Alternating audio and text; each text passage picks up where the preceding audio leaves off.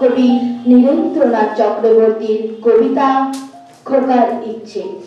উঠতে বসতে বাবা হাঁকে, বলবো তোকে কি আর, হতেই হবে তোকে দেশের মস্ত ইঞ্জিনিয়ার।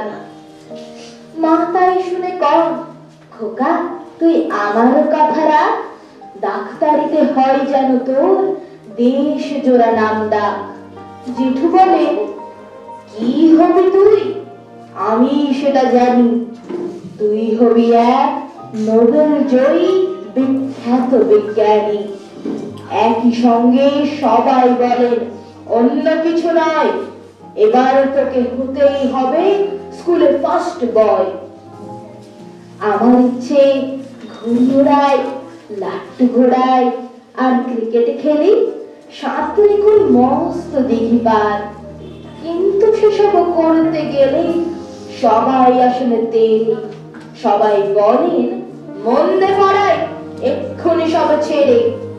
কি আর বলবো, এখন আমার অবস্থাটা এই, লেখা পড়ায় কেটে যায়, কিচ্ছু খেলা নেই।